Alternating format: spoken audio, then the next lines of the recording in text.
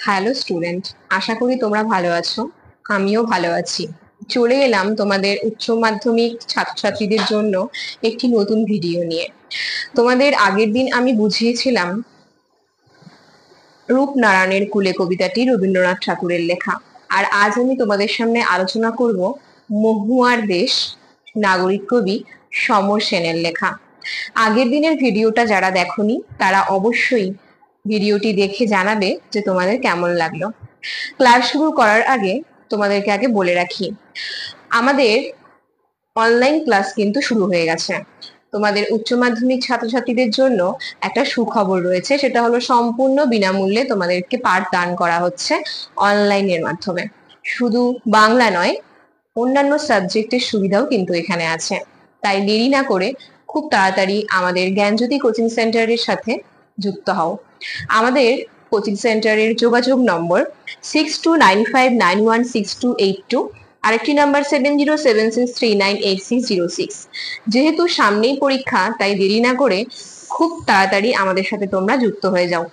আর তোমাদের পাঠ্য বইয়ে যতগুলো রয়েছে অধ্যায়, কবিতা, গল্প, তারপর নাটক, প্রবন্ধ, যা কিছুই আছে না, সব কটা কিন্তু তোমাদের ঠিক এইভাবেই বিস্তারিত আলোচনা করে ভিডিওর মাধ্যমে দেয়া হবে। এবং উন্নত পরিমাণে যে নোটস গুলো রয়েছে সেগুলো কিন্তু তোমরা পেয়ে যাবে সম্পূর্ণ বিনামূল্যে। তাই দেরি না করে খুব তাড়াতাড়ি যুক্ত হয়ে যাও। তাহলে চলো কথা না বাড়িয়ে আজকের ক্লাস শুরু করা যাক। আজকে আমি তোমাদের পড়াবো মহুয়ার দেশ। মহুয়ার দেশটা কোথায়? মহুয়ার দেশটা হচ্ছে সাঁওতাল পরগনায়।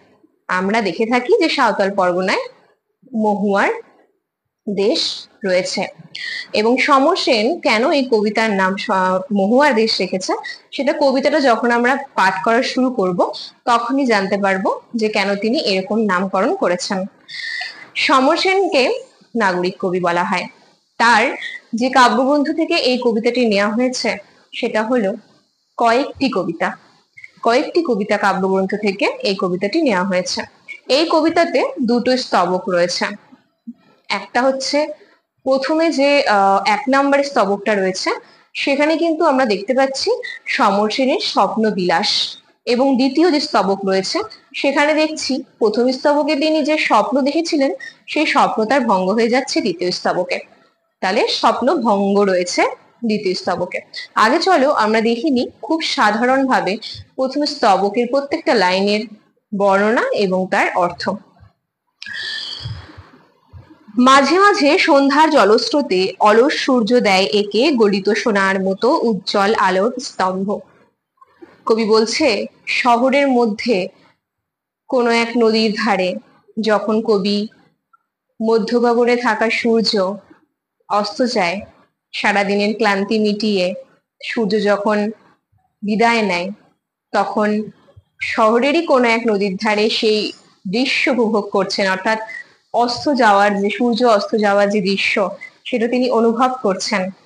যেন মনে হচ্ছে দেখে জলের ওপর দিয়ে একটা সোনার উজ্জ্বল আলোর স্তম্ভ, স্তম্ভ বলতে এখানে তোমরা খুঁটি ধরে নিতে পারো, আলোর স্তম্ভ তৈরি করে দিয়েছে কে?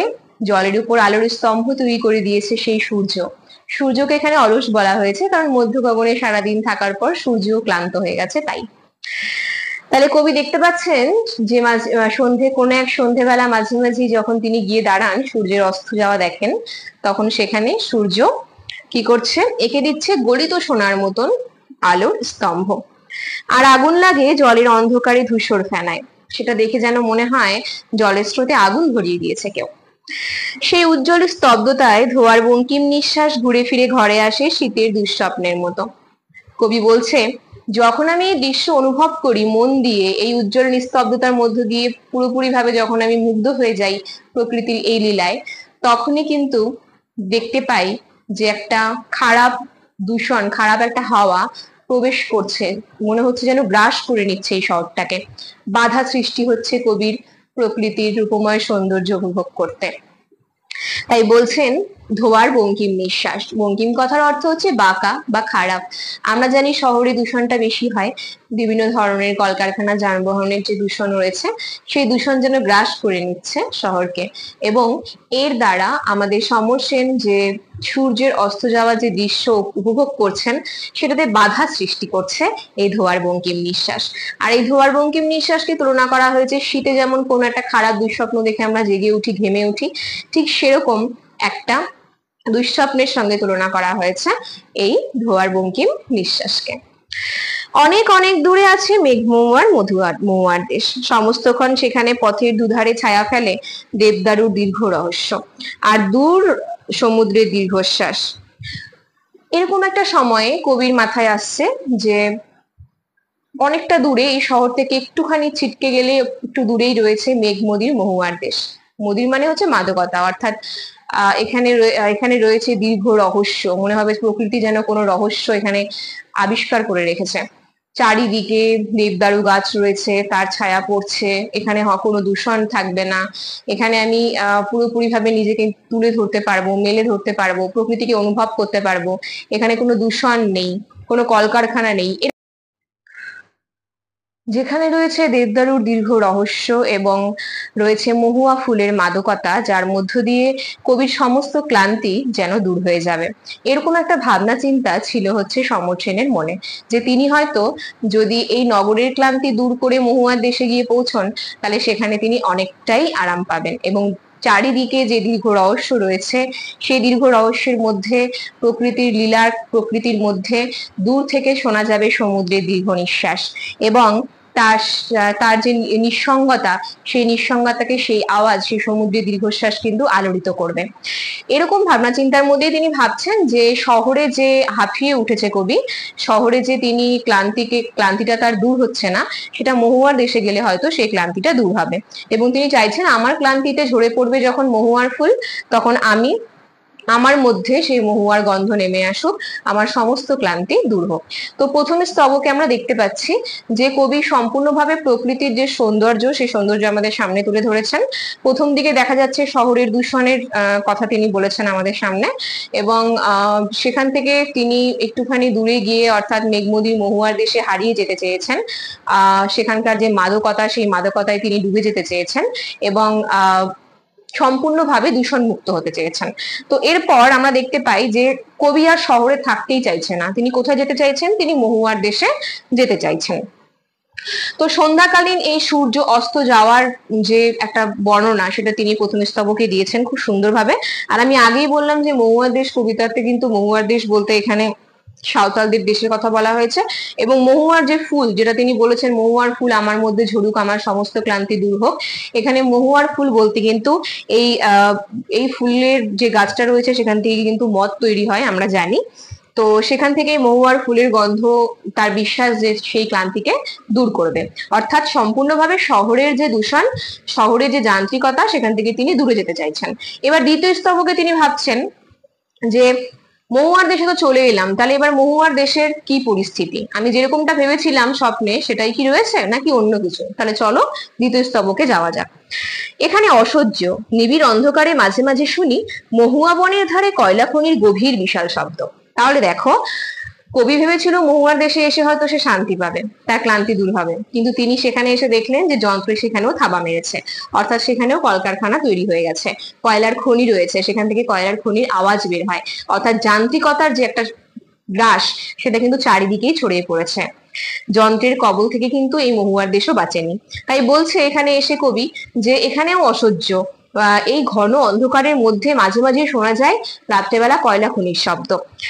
আর শিশির ভেজা সবুজ সকালে, আর যখন ভোর হয়, সেই শিশির ভেজা সকালে ভেজা ঘাসের উপর দিয়ে সেই সব ক্লান্ত মানুষেরা বাড়ি ফেরে, যারা সারাটা রাত অক্লান্ত পরিশ্রম করেছে, বিনিদ্র যাপন করেছে, তারা কষ্ট করে সারাটা রাত কয়লা খনিতে কাজ করেছে এবং সকালবেলা ধুলো মাখা শরীর নিয়ে, মুখ নিয়ে তারা কিন্তু বাড়ির দিকে এগোচ্ছে।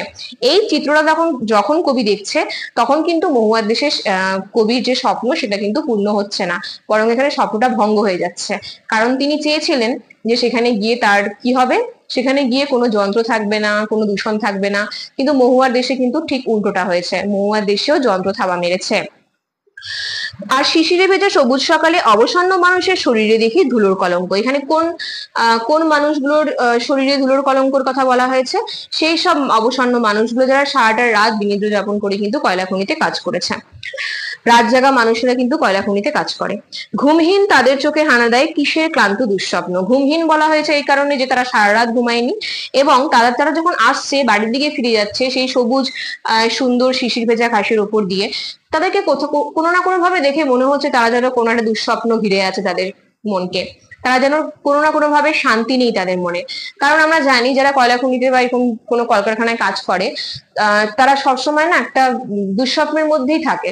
অর্থাৎ তারা হয়তো ভাবে যে কর্ম অনিশ্চয়তা নিয়ে তাদের মধ্যে একটা সবসময় চিন্তা দেখা যায় যে আজকে আছে এই কাজটা, কালকে নাও থাকতে পারে, কখনো হয়তো কয়লা খনিতে তালা পড়ে যেতে পারে। আর যে কোনো কর্মের একটা অনিশ্চয়তা কিন্তু তাদের মধ্যে কাজ করে।